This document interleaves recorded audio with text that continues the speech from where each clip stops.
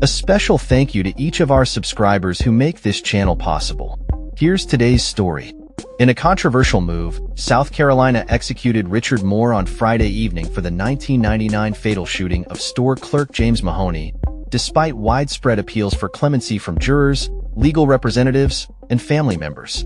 Moore, 59, was administered a lethal injection of pentobarbital and pronounced dead at 6:24 p.m., marking the second execution in the state since the resumption of capital punishment after a 13-year hiatus. Moore's case has drawn significant attention due to the circumstances surrounding the crime and the racial implications of his sentencing. Moore was convicted of killing Mahoney during a robbery at Nicky's Speed Mart, where he allegedly took a gun from behind the counter and shot the clerk while Mahoney was also firing at him. Advocates for Moore argue that he acted in self-defense, a claim that was never heard in court.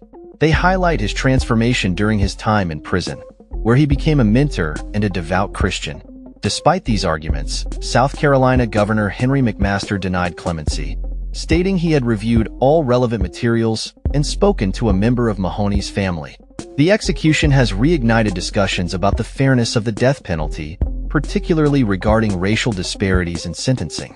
Moore was the only inmate on death row in South Carolina whose jury did not include any black jurors, raising questions about the integrity of the judicial process.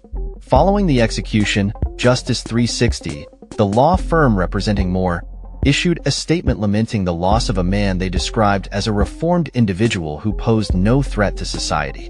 They emphasized the additional victims created by the execution, including Moore's children and grandchildren, who will now grow up without their father and grandfather. The case has drawn comparisons to other high-profile criminal cases in South Carolina, with critics arguing that Moore's actions did not warrant the death penalty compared to others who have received lesser sentences. State Senator Josh Kimbrell expressed his belief that Moore's execution did not meet the threshold of society's most reprehensible crimes. Moore's last meal consisted of steak, fried catfish, shrimp, scalloped potatoes, green peas, broccoli with cheese, sweet potato pie, German chocolate cake, and grape juice. As the execution proceeded, Moore's lawyer read his final words, in which he expressed remorse to Mahoney's family and love for his own family. Observers noted that the execution was conducted with the curtains of the death chamber open, allowing media witnesses to view the proceedings. The execution of Richard Moore has sparked renewed debate over capital punishment in South Carolina, particularly in light of the racial and judicial concerns surrounding his case. Advocates for reform are calling for a re-evaluation of the death penalty system in the state, emphasizing the need for fairness and justice in capital cases. That's all for this story. We upload videos every day covering many different subjects, so hit that subscribe button to stay informed. Thanks for watching.